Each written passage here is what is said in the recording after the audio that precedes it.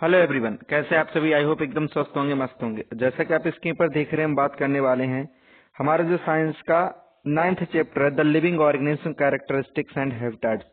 तो इसका जो 5th जो हमारा पार्ट है वो आपके सामने यहाँ पर प्रेजेंट होने वाला है।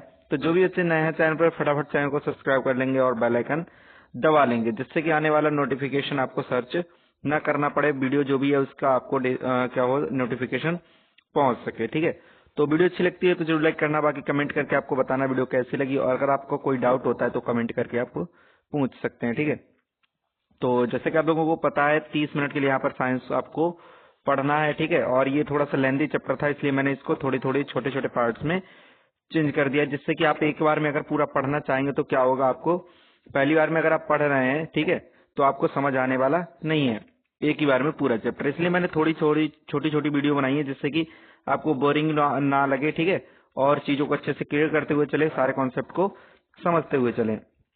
तो इससे पहले के जो भी पार्ट्स हैं, ठीक है, उनको प्लेलिस्ट में मैंने डाल दिया है, तो प्लेलिस्ट में जाके डायरेक्ट देख सकते हैं। ठीक है, अदरवाइज इस जो इससे पहले के जो भी पार्ट्स हैं उनकी आपको डिस्क्रिप्शन में लिंक मिल जाएगी। ठीक है, तो अगर आपने उनको कवर नहीं किया तो पहले उन वीडियोस को पहले देख लेंगे, जिससे कि चैप्टर को अच्छे से रिलेट कर पाएंगे और यहाँ पर चीजों को अच्छे से समझ पाएंगे। तो आप लोगों को पता है कि ईयरफोन ले लेना और 30 मिनट के लिए थोड़ा सा एकांत जगह में बैठ जाना, जहां पर आपको कोई डिस्टरबेंस ना हो। ठीक है, तो जैसे कि आप लोग देख ही रहे हैं 5th पार्ट हम कवर करने वाले हैं। ठीक है, तो हम पीछे पार्ट्स में इस चैप्टर को पूरा अच्छे से पढ़ चुके थे, समझ चुके थे। तो जो जो बच्चे मतलब पीछे से बने हुए हैं साथ में, उन लोगों को पता होगा, इन सारी चीजों को अच्छे से कवर कर चुके थे। तो आज हम पहुंचने वाले हैं कौन सा, जो हमारा टॉपिक है, इधर के जो भी टॉपिक्स वगैरह थे, do all organism respond stimuli, इसको भी हम कवर कर चुके थे, एक्टिविटी 4 भी कवर कर ली थी। आज का जो हमारा टॉपिक है यहाँ से स्टार्ट होने वाला है, लिविंग ऑर्गेनिज्म एंड एक्सक्रीशन। ठीक है, तो मैंने पिछली वीडियो में आपसे कुछ पूछा था कि फोटोसिंथेसिस को हिंदी में क्या बोलते हैं, तो किसी ने भी बच्चे ने भी अभी तक कमेंट करके नहीं बताया। ठीक है, तो जिस भी बच्चे को पता हो तो वो कमेंट करके क्या करेंगे, बताएंगे कि जो हमारा फोटोसिंथेसिस होता है उसे हिंदी में क्या बोल देते हैं। ठीक, बाकी आ जाते हैं हम अपने आज के टॉपिक पर, लिविंग ऑर्गेनिज्म एंड एक्सक्रीशन। तो जैसा कि आप लोग जानते हैं, ठीक है, चीजों को थोड़ा थोड़ा कवर करते हुए चलेंगे, अच्छे से समझेंगे। बट इस वीडियो में हम क्या करने वाले हैं, इस चैप्टर को पूरा कंप्लीट कर देंगे और उसके बाद इसकी एक्सरसाइज सॉल्यूशन को कंप्लीट करेंगे। तो स्टार्ट करते हैं यहाँ से। हमारा जो चैप्टर है, एक एक लाइन को अच्छे से पढ़ेंगे और समझेंगे। All organism need food. ठीक है, सभी जो ऑर्गेनिज्म होते हैं उनको किसकी आवश्यकता होती है, फूड की नीड होती है, आवश्यकता होती है। Not all the food that is eaten is completely used. जो भी हम भोजन खाते हैं वो सभी क्या होता है, कम्प्लीटली यूज्ड नहीं होता है। Only a part of it is utilised by the body. सिर्फ एक पार्ट जो भोजन का होता है वही क्या होता है, बॉडी द्वारा यूटिलाइज किया जाता है। What happened to the rest. ठीक है, बाकी जो होता है उसका क्या होता है, this has to be removed from the body as waste. ये क्या होता है, हमारी बॉडी से क्या कर दिया जाता है, रिमूव कर दिया जाता है, निकाल दिया जाता है। ठीक है, किसके रूप में, वेस्ट के रूप में। ठीक है, our body produce the some waste in our other life processes also. हमारी जो बॉडी है, ठीक है, वो क्या करती है, अलग जो वेस्ट होते हैं वो भी अलग अलग प्रोड्यूस करती है, अलग अलग हमारी जो भी लाइफ की प्रोसेस होती है उनके अंदर। The process of getting rid of waste by the organism is known as excretion. ठीक है, अब एक्सक्रेशन क्या होता है, इसको हिंदी में क्या बोल देते हैं, इसको उत्सर्जन बोल देते हैं। क्या बोल देते हैं, उत्सर्जन बोल देते हैं। तो आपने उत्सर्जन वर्ड सुना होगा, जो भी हमारे हिंदी मीडियम के वर्ड मतलब छात्र होंगे उनको पता होगा उत्सर्जन वर्ड। ठीक है, बाकी इंग्लिश में क्या बोलते हैं, एक्सक्रेशन बोल देते हैं।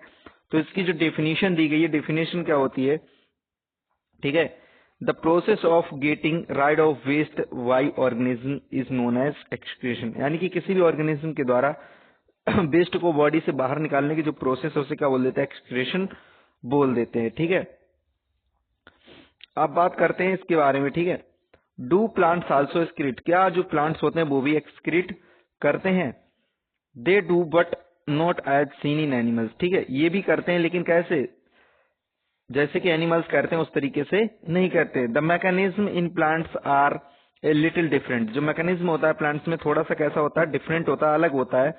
Some plants find it possible to store the waste products within their parts in a way that they do not harm the plants as whole. ठीक है, अब जो भी प्लांट्स होते हैं इनमें जितना पॉसिबल हो सकता है स्टोर करना, ठीक है, वेस्ट प्रोडक्ट को इनके पार्ट्स में उतना करते हैं, ठीक है, जो उनको क्या कर सके, प्लांट्स को हार्म ना कर सके। Some plants remove waste products as the secretions, और कुछ प्लांट्स क्या करते हैं, जो भी वेस्ट प्रोडक्ट होता है उसको सीक्रेशन के रूप में बाहर निकाल देते हैं। जैसे कि आपने देखा होगा कुछ प्लांट्स में रेजिन बाहर आते हुए देखा होगा, रेजिन यानी कि गम गोंद जैसे चिपचिपा पदार्थ निकलते हुए देखा होगा। ये क्या होता है, प्लांट का वेस्ट होता है जो उसको रिमूव कर देता है, ठीक है, प्लांट बॉडी से रिमूव करता रहता है। Excretion is another characteristics common to all organism. जो एक्सक्रीशन होता है, ठीक है, जैसा कि हम लोग पढ़ रहे थे कैरेक्टरिस्टिक्स के बारे में ऑर्गेनिज्म के, तो एक कैरेक्टरिस्टिक्स क्या होगी, एक्सक्रीशन भी एक कॉमन कैरेक्टरिस्टिक्स है जो सभी लगभग ऑर्गेनिज्म में पाई जाती है, ठीक है। उसके बाद बढ़ते हैं आगे से में दिया गया है, अगला हमारा टॉपिक आ जाता है, do all organism produce their own kind, ठीक है, क्या जो सभी ऑर्गेनिज्म है वो अपने जैसा, ठीक है, उत्पन्न करते हैं। तो जैसा कि आप देख रहे हैं यहाँ पर एक बेबी बना हुआ है। Have you ever seen nest of some birds like the pigeons, क्या आपने कभी जो नेस्ट होता है, नेस्ट किसे बोल देते हैं, घोंसला को बोल देते हैं, क्या आपने कभी घोंसला देखा है चिड़ियों का, ठीक है, जैसे कि बात करें पिजन, पिजन मतलब कबूतर का, ठीक है, या किसी भी पक्षी का आपने क्या देखा होगा, घोंसला देखा है। Many birds lay their eggs in the nest, ठीक है, बहुत सारी चिड़ियां क्या करती हैं, अपने अंडे कहाँ देती हैं, घोंसलों में देती हैं। Some of eggs hatch and young one birds come out of them, ठीक है, और क्या होता है, जो अंडे होते हैं वो हैच हो जाते हैं, यानी कि टूट जाते हैं, उनका कवच खुल जाता है, ठीक है, और उनमें से क्या निकलते हैं, छोटे छोटे बड़ी बर्ड्स यानी चिड़िया निकल के उनसे बाहर आ जाते हैं। जैसे कि आप यहाँ पर देख रहे हैं 9.13 फिगर आपको दिया गया है ए और बी। तो ए में आपको दिख रहा होगा, यहाँ पर थोड़ा सा आपको जूम करके दिखाते हैं, ठीक है, तो जो ए वाला फिगर है उसमें आपको अच्छे से साफ साफ यहाँ पर दिख रहा होगा, यहाँ पर एग्स रखे हुए हैं, ठीक है, चिड़िया बैठी हुई है। बट जो बी वाला फिगर हमारा यहाँ पर है उसमें क्या दिख रहा है आपको, यहाँ पर, ठीक है, चूंजे बैठे हुए दिख रहे हैं, यानी कि चिड़िया के बच्चे बैठे हुए दिख रहे हैं, और चिड़िया क्या कर रही है, उनको खिला रही है, ठीक है। तो इस चीज को आपने मोस्टली देखा होगा घोंसले वगैरह में, ठीक है, जो भी ग्रामीण क्षेत्र के बच्चे उन्होंने अच्छे से इस चीज को पेड़ों के ऊपर देखा हो गया है। घर में भी क्या करते हैं, चिड़िया घर बना लेती हैं। उसके बाद आ जाते हैं नीचे, ठीक है, जो हमारा टॉपिक दिया है उसको देख लेते हैं। Animals produce there own kind, the mode of reproduction में बी डिफरेंट, ठीक है, जो एनिमल्स होते हैं वो भी क्या करते हैं, प्रोड्यूस करते हैं अपने जैसे, बेबी को जन्म देते हैं, लेकिन उनका जो प्रजनन का, ठीक है, मेथड होता है, मोड हो सकता है, वो कैसा हो सकता है, थोड़ा डिफरेंट हो सकता है। इन डिफरेंट एनिमल्स, ठीक है, अलग अलग एनिमल्स में अलग अलग तरीका हो सकता है। Some animals produce their young ones through eggs, some animals give birth to young ones, ठीक है, कुछ जो एनिमल्स होते हैं वो क्या करते हैं, अपने बच्चे को जन्म देने के लिए क्या करते हैं, अंडे देते हैं, और अंडों से बच्चों का जन्म होता है। और कुछ एनिमल्स क्या करते हैं, डायरेक्ट बच्चे को जन्म दे देते हैं। प्लांट्स आल्सो प्रोड्यूस रिप्रोड्यूस, ठीक है, प्लांट्स भी क्या करते हैं, रिप्रोड्यूस करते हैं, ठीक है, लाइक एनिमल्स, ठीक है, एनिमल्स की तरह ही। Plants also differ in their mode of reproduction, ठीक है, और जो प्लांट्स होते हैं, ठीक है, उनमें भी मोड ऑफ जो रिप्रोडक्शन होता है, प्रजनन की जो तरीका होता है, कैसा होता है, डिफरेंट हो सकता है। Many plants produce through seeds, ठीक है, बहुत सारे प्लांट्स किसके द्वारा रिप्रोड्यूस करते हैं, सीड्स के थ्रू करते हैं, यानी कि बीज से उनका जो नया प्लांट्स होता है वो तैयार होता है। प्लांट्स प्रोड्यूस सीड्स, जो प्लांट्स होते हैं वो क्या प्रोड्यूस करते हैं, सीड्स प्रोड्यूस करते हैं। Which can germinate and grow in new plants, ठीक है, जो क्या होते हैं, जर्मिनेट होते हैं और किसमें ग्रो हो जाते हैं, न्यू प्लांट्स में ग्रो हो जाते हैं। Some of plants also reproduce through other parts then the seed, अब कुछ प्लांट्स होते हैं वो रिप्रोड्यूस किसके थ्रू करते हैं, सीड के अलावा दूसरे पार्ट से भी करते हैं। For example A part of potato with a word grow into a new plants, ठीक है, जैसे एग्जाम्पल की बात करें, जो हमारा पोटैटो होता है, आलू है, ठीक है, आपने देखा होगा आलू का जो प्लांट होता है किससे उगता है, आलू में ही जब बिड निकल आता है, बड निकल आता है, ठीक है, तो उसी आलू को काट के क्या करते हैं, खेत में लगा देते हैं। फील्ड में लगाने से क्या होता है, उसी से न्यू प्लांट डेवलप हो जाता है, ठीक है। जैसा कि आप यहाँ पर फिगर 9.15 देख रहे हैं, seed from A plant germinate into a new plant. ठीक है, एक जो सीड दिया गया है, ठीक, वो क्या हो रहा है, धीरे से यहाँ पर ग्रो हुआ है और उसमें से क्या हो रहा है न्यू प्लांट डेवलप हो गया है। और ये जो न्यू प्लांट है वो बड़ा होके क्या होगा, पूरे प्लांट में चेंज हो जाएगा। उसके बाद इसमें फ्लावरिंग होगी, फ्लावरिंग होने के बाद फिर से इसमें क्या होंगे, बीज आएंगे। ठीक है, और वही बीज क्या होंगे, दोबारा से ये साइकिल चलती रहेगी। तो आई थिंक इतना आप समझ चुके होंगे, बाकी आगे बढ़ते हैं। जैसे कि आप देख रहे हैं यहाँ पर आपको पोटैटो का दिखाया गया है। ठीक है, पोटैटो में क्या दिखाया गया, एक पोटैटो आपने क्या किया, यहाँ पर बड दिख रहे हैं छोटे छोटे आपको जो दिख रहे हैं, क्या बड निकले हुए हैं यहाँ पर। ठीक है, ये बड क्या हो रहा है, इनमें से नया प्लांट जर्मिनेट हुआ और ये ग्रो करने लगा है। कुछ दिन बाद ये प्लांट पूरा ग्रो हो जाएगा। ठीक, प्लांट डेवलप होने के बाद क्या होगा, इसमें नीचे ट्यूबर बन जाएंगे। ठीक है, आलू क्या होता है, जो हमारा पोटैटो होता है क्या होता है, ट्यूबर होता है। किसी प्लांट का क्या होता है, ट्यूबर होता है। ठीक है, ट्यूबर होता है और ये क्या होता है, स्टेम होता है। प्लांट्स का हमारे क्या होता है, स्टेम होता है। ठीक है, इसे कभी भी हम रूट नहीं बोलेंगे, क्या होता है, ये स्टेम होता है प्लांट का। Plants also reproduce through cuttings. ठीक है, जो प्लांट्स होते हैं किसके द्वारा भी रिप्रोड्यूस करते हैं, कटिंग्स के द्वारा भी रिप्रोड्यूस करते हैं।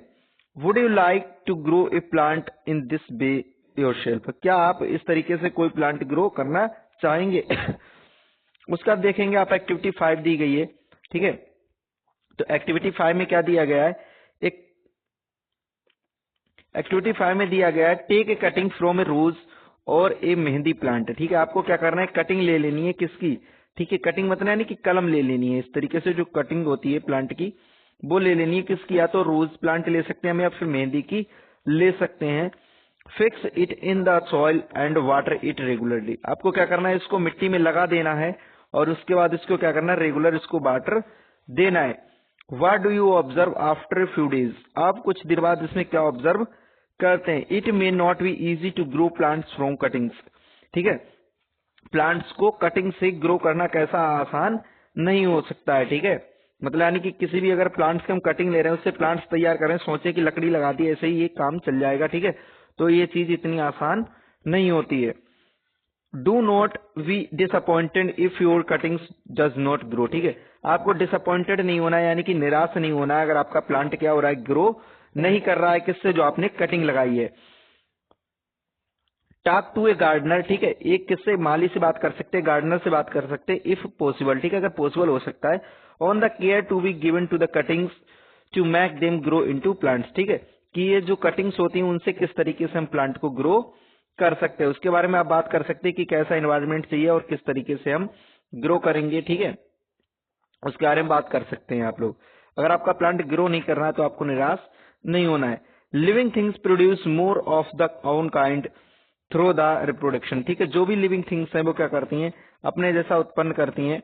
ठीक है, किसके द्वारा, प्रजनन प्रोसेस के द्वारा। It takes place in many different ways for different organism. ये क्या होते हैं, विभिन्न तरीकों से हो सकती है, विभिन्न विभिन्न ऑर्गेनिज्म में। अब आ जाता है हमारा next topic, do all organism move, क्या जो सभी ऑर्गेनिज्म है वो मूव करते हैं। ठीक है, मूव करते हैं यानी कि गति करते हैं, जितने भी ऑर्गेनिज्म है क्या वो सभी गति करते हैं। तो जैसा कि आप देख रहे हैं इन चैप्टर 8, ठीक है, चैप्टर 8 अगर आपने पढ़ा होगा तो आपको इन चीजों को समझने में आसानी होगी। ठीक है, we discuss the various ways in which the animals move, हम बहुत सारे तरीकों के बारे में बात कर चुके थे चैप्टर 8 में, जैसे कि क्या होते हैं, एनिमल्स मूव करते हैं। तो अगर आपने अभी तक एक चैप्टर 8 नहीं पढ़ा है तो वो भी प्लेलिस्ट में शामिल है, तो चैप्टर 8 को भी कंप्लीट कर लेंगे। ठीक है, तो दोनों चैप्टर को रिलेट करके अच्छे से चीजों को समझ पाएंगे। They move from one place to another and also show other body movements. ठीक है, ये क्या करते हैं, एक जगह से दूसरी जगह मूव करते हैं। ठीक है, और बहुत सारे क्या करते हैं, बॉडी मूवमेंट्स इसमें दिखाई देते हैं। What about plants, but plants के बारे में क्या, डू दे आल्सो मूव, क्या ये भी मूव करते हैं। Plants are generally anchored in soil so they do not move from one place to another. Generally जो प्लांट्स होते हैं किसमें एंकर्ड होते हैं, एंकर्ड मतलब फंसे हुए होते हैं, किसमें, सॉइल में फंसे हुए होते हैं, इस वजह से क्या है, एक जगह से दूसरी जगह मूव नहीं कर सकते हैं। However, various substances like water, minerals and the food synthesized by them move from one part of the plant to other. ठीक है, अब बात करें किसकी, बहुत सारे जो सब्सटेंस होते हैं जैसे कि वाटर हो गया, मिनरल्स हो गया, ठीक है, फूड है जो प्रोड्यूस सिंथेसाइज होता है किसके द्वारा, लीव्स के द्वारा। प्लांट्स में क्या करते हैं, एक जगह एक पार्ट से दूसरे पार्ट में प्लांट्स के क्या होते रहते हैं, मूव होते रहते हैं। Have you noticed any other kind of movement in plants, क्या आप किसी और दूसरे प्रकार का कोई मूवमेंट प्लांट्स में देखते हैं या आपने कभी नोटिस किया है। ओपनिंग और क्लोजिंग ऑफ फ्लावर्स, ठीक है, फूलों का क्या होना, खुलना और बंद होना। अगर आपने इस चीज को ध्यान से देखा होगा तो आपको इस चीज के बारे में नॉलेज होगा, पता होगा कि जो फ्लावर्स होते हैं वो भी क्या होते हैं, क्लोज होते हैं और ओपन भी होते हैं। Do you recall how some plants show movement in response to certain stimuli, क्या जो सभी प्लांट है, ठीक है, क्या आप इस चीज को रिकॉल कर पा रहे हैं, ध्यान आपको आ रहा होगा, शायद मैंने अभी पिछली वीडियो में आपको स्टिमुलाई के बारे में पढ़ाया था, ठीक है, कि जो प्लांट्स होते हैं वो क्या करते हैं, मूवमेंट दिखाते हैं किसमें, जब हम क्या करते हैं उनको कोई उनके एनवायरनमेंट में क्या होता है, कोई भी सराउंडिंग में चेंज होता है तो क्या करते हैं उसके प्रति रिस्पॉन्स करते हैं, किसके प्रति, कोई भी स्टिमुलाई जो होता है। Be also have some non living things moving, ठीक है, हम क्या करते हैं, कुछ नॉन लिविंग थिंग्स भी हैं जो क्या करती हैं, मूव करती हैं। Of course A bus, car और a small piece of paper, cloud and so on, ठीक है, बहुत सारी चीजें जैसे कि हमारी कार है, बस है, ठीक है, पेपर हो गया, क्लाउड्स हो गए, बादल हो गए, ये सब क्या करते हैं, मूव करते हैं, बट ये कैसे हैं, सभी नॉन लिविंग थिंग्स हैं। Is there something different in these movements from the movements of living beings? क्या इनमें कोई डिफरेंट है, ठीक है, मूवमेंट्स में, जो कि मूवमेंट्स किस में हो रहा है, हमारे लिविंग बींग्स में होता है उनमें, और इन नॉन लिविंग्स में क्या कोई आपको डिफरेंस नजर आ रहा है। There is a there is such a variety of living organism but all of them show some common characteristics as we have discussed. यहाँ क्या बहुत सारी वैरायटी है लिविंग ऑर्गेनिज्म की, ठीक है, लेकिन इनमें क्या हमें कुछ कॉमन कैरेक्टरिस्टिक्स दिखाई देती हैं जो हम, जिनके बारे में हम क्या कर चुके हैं, पढ़ चुके हैं, जो हमने कुछ पिछली वीडियो में कैरेक्टरिस्टिक्स पढ़ी थी और कुछ इस वीडियो में पढ़ रहे हैं, ठीक है। तो कैरेक्टरिस्टिक्स के बारे में पूरा नॉलेज के लिए क्या करेंगे, आप दोनों वीडियो को कंप्लीट देखेंगे, ठीक है, और दोनों वीडियो जब आपको समझ आएंगे जब पूरा चैप्टर आप स्टार्टिंग से देखेंगे, ठीक है, फर्स्ट पार्ट से स्टार्ट करेंगे देखना, तभी आप चीजों को अच्छे से समझ पाएंगे।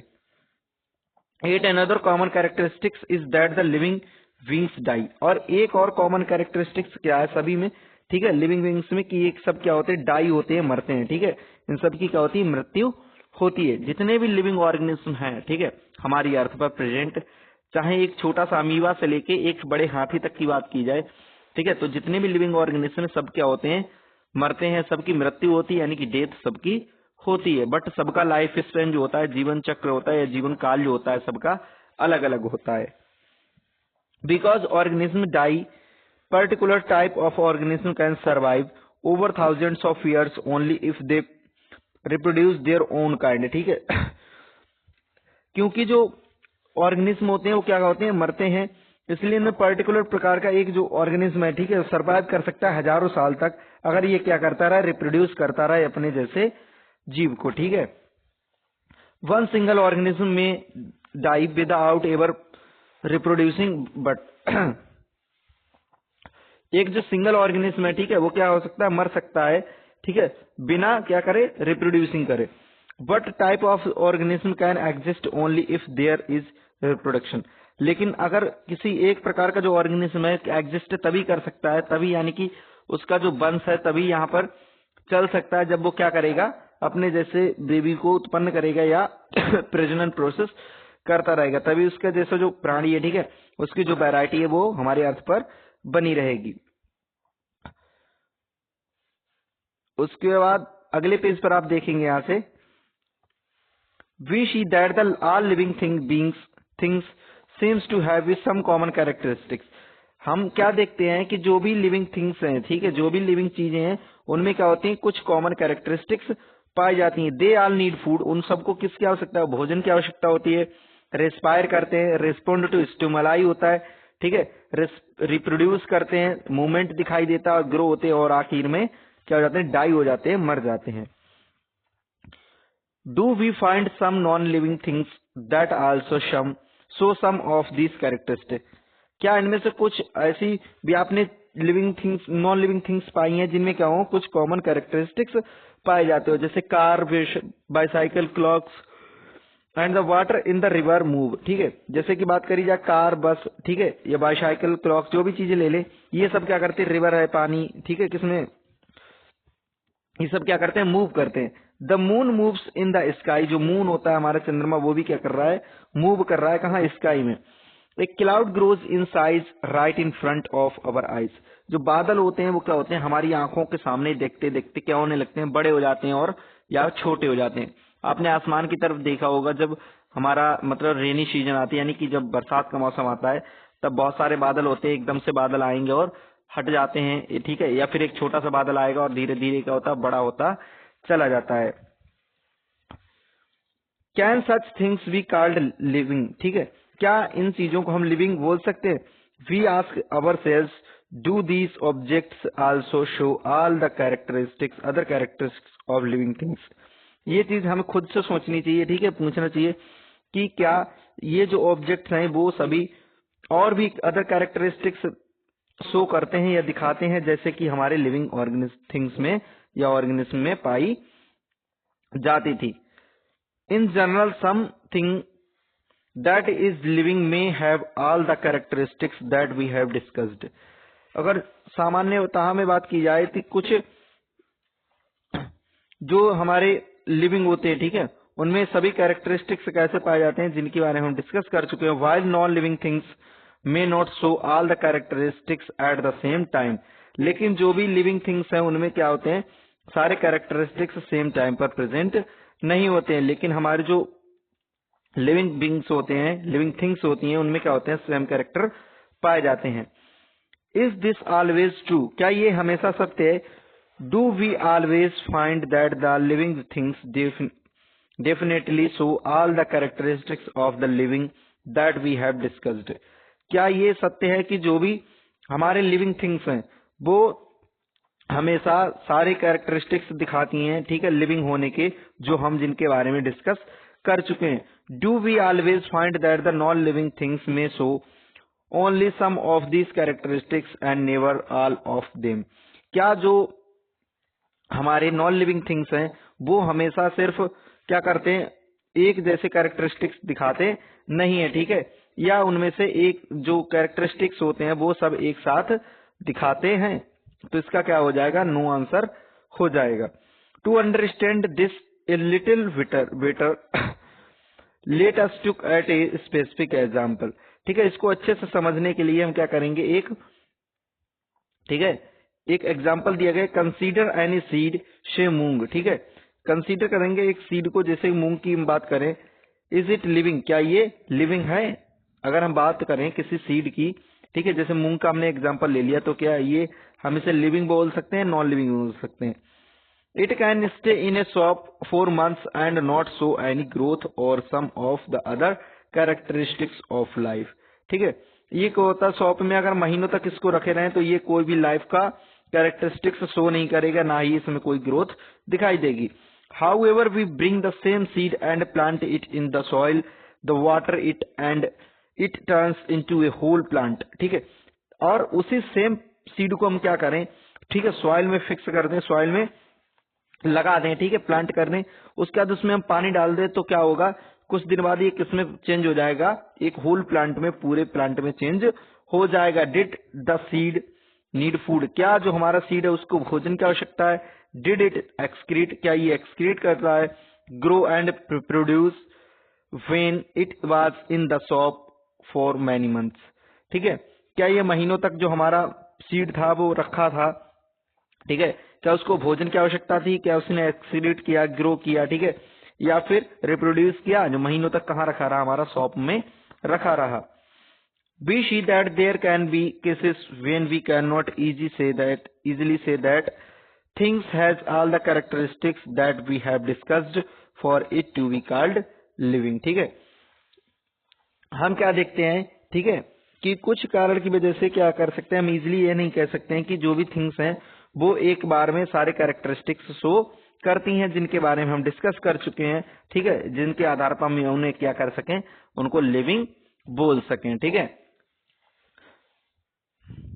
क्योंकि अगर हम बात करेंगे जो हमारा जो सीड होता है कैसा होता है, वैसे तो नॉन लिविंग होता है, बट अगर हम उसको क्या करते हैं उसके हिसाब से फेवरेबल कंडीशन दे देते हैं उसको, ठीक है, टेम्परेचर दे देते हैं, वाटर दे देते हैं, जो भी एबायोटिक हमारे कंपोनेंट्स होते हैं, ठीक है, उनको अगर हम प्रोवाइड कर देते हैं तो कैसा एक लिविंग प्लांट में चेंज हो जाता है।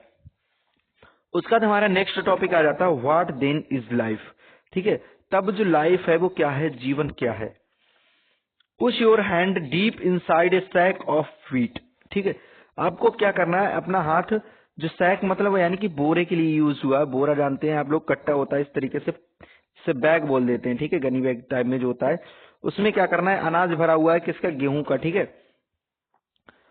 Do you find it a warm inside, आपको क्या करना है, उसमें अपना हाथ अंदर डाल देना है, ठीक है, अंदर हाथ डालना है। और आपको क्या देखना है, आपको क्या कुछ गर्म अंदर महसूस हो रहा है। There is some heat being produce inside the sack of wheat, ठीक है, जो भी हमारा गेहूं का कट्टा है उसके अंदर आपको कैसा थोड़ी सी हीट प्रोड्यूस मालूम पड़ेगी। The seed respire and in that process give out the some heat, जो सीड होते हैं वो क्या करते हैं, रेस्पायर करते हैं यानी कि सांस लेते हैं और क्या करते हैं, कुछ हीट प्रोड्यूस कर देते हैं। We see that the respiration is a process that takes place in a seed even when some of other life processes may not be very active, ठीक है। हम क्या देखते हैं, जो रेस्पिरेशन प्रोसेस हो रही है वो सीड में चल रही होती है, लेकिन जो भी अदर लाइफ प्रोसेसेस हो रही होती हैं, ठीक है, वो उतनी ज्यादा एक्टिव नहीं होती हैं उस टाइम पे। It may not be very easy to answer our question what then is life, ठीक है। हमारा तब ये जो आंसर है ना इसका, कि जो लाइफ तब क्या है, ठीक है, जो लाइफ है क्या है, इसका आंसर देना कितना आसान नहीं है। However looking at all the diversity of living beings around us we can conclude that life is beautiful, ठीक है। अगर हम पूरा अपने चारों तरफ देखेंगे जो भी डाइवर्सिटी है लिविंग बींग्स की, ठीक है, उसकी विभिन्नता के बारे में देखेंगे, चीजों को समझेंगे, तो हम सीधा एक ही चीज को कंक्लूड करके कह सकते हैं कि जो लाइफ है वो कैसी है, ब्यूटीफुल है, यानी कि जीवन कैसा है, सुंदर है, ठीक है। जीवन सुंदर है यानी कि लाइफ जो चल रही है, ठीक है, वो कैसे ही एकदम अच्छे से है, और जो भी जीवित प्राणी है हमारे चारों तरफ वो क्या कर रहे हैं, एकदम लाइफ को कैसा बना रहे हैं, ब्यूटीफुल बना रहे हैं, ठीक। तो आई थिंक आपने यहाँ तक समझ लिया होगा, अच्छे से चीजों को समझ चुके होंगे और कोई भी कॉन्सेप्ट आपको क्लियर होने से नहीं बचा होगा। तो इसी बात पर क्या करेंगे, वीडियो को लाइक करेंगे और कमेंट करके बताएंगे आपको वीडियो कैसी लगी। अगर आपके पास कोई डाउट रह जाता है तो कमेंट करके पूछ भी लेंगे, ठीक है। बाकी जो कीवर्ड्स वगैरह हैं इनको नेक्स्ट वीडियो में क्या करें बता दें, ठीक है, नोट कर लीजिए इनको, ठीक है, अभी नोट कर लीजिए कीवर्ड्स को, फटाफट मैं नोट करा दे रहा हूँ। और बाकी बात रही है हमारे एक्सरसाइज सॉल्यूशन की, तो उसके लिए एक अलग से वीडियो आपको मतलब प्रोवाइड करा देंगे, ठीक है। तो इसके लिए क्या करना है, आपको चैनल को सब्सक्राइब करके बेल आइकन दबा के रखना है, ठीक है, जिससे कि आने वाला नोटिफिकेशन आपके पास तुरंत पहुंच सके। तो जैसा कि आप देख रहे हैं, एडेप्टेशन का मतलब क्या होता है, इसका मतलब होता है अनुकूलन, ठीक है, इसे क्या बोल देते हैं, अनुकूलन बोल देते हैं एडेप्टेशन को। उसका एक्वेटिक हैबिटाट को आप लोग जानते हैं, एक्वेटिक हैबिटाट को बोलते हैं जलीय, ठीक है, जलीय आवास बोल देते हैं, ठीक, जलीय आवास बोल देते हैं। उसके बाद आ जाती है बायोटिक कंपोनेंट। बायोटिक कंपोनेंट्स कौन से होते हैं, जैविक, ठीक है, जैविक घटक बोल देते हैं, कंपोनेंट को क्या बोल देते हैं, घटक बोलते हैं, तो जैविक घटक बोल देंगे। उसके बाद एक्सक्रेशन मैंने बताया ही था अभी आपको, उत्सर्जन बोल देते हैं, क्या बोल देते हैं, इसे उत्सर्जन बोल देते हैं, ठीक है। उसके बाद आ जाता है ग्रोथ। ग्रोथ आप लोग जानते हैं, ठीक है, वृद्धि को बोल देते हैं ग्रोथ, ठीक, ग्रोथ किसे बोल देते हैं, वृद्धि को बोल देते हैं। उसके बाद हैबिटाट, ठीक है, इतना नोट कर लीजिए फटाफट वीडियो रोक के, बाकी इस साइड वाले को मैं नोट करा रहा हूँ एक बार, ठीक है, इरेज करके इसको फिर नोट कराता हूँ। तो हैबिटाट को क्या बोल देते हैं, हैबिटाट को आप लोग जानते हैं आवास बोल देते हैं, क्या बोलते हैं, आवास बोल देते हैं, ठीक।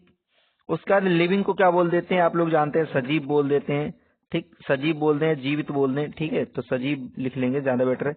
उसका रिप्रोडक्शन को क्या बोलते हैं, प्रजनन बोल देते हैं, ठीक, प्रजनन बोल देते हैं। उसका रेस्पिरेशन को श्वसन बोल देते हैं, क्या बोल देते हैं, श्वसन बोल देते हैं। और हमारा लास्ट में मिलता है स्टिमुलस, तो स्टिमुलस को क्या बोल देते हैं, संवेदन बोल देते हैं, क्या बोल देते हैं, संवेदन बोल देते हैं, ठीक है। तो आई थिंक आपको ये सारी चीजें समझ आ गई होंगी और वीडियो अच्छी लगी होगी। और जैसा कि मैंने आपसे 30 मिनट मांगा था, तो हमारा 30 मिनट यहाँ पर कंप्लीट होने वाला है, क्योंकि टाइम आपको वीडियो पर भी दिख रहा होगा और हमारी स्क्रीन पर भी आपको टाइम नजर आ रहा है।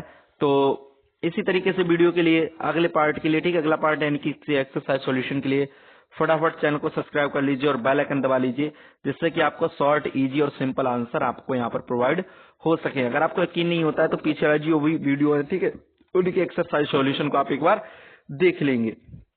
तो फिर मिलते हैं अगले पार्ट में, तब तक के लिए अपना ख्याल रखिए, स्वस्थ रहिए, मस्त रहिए। जय हिंद।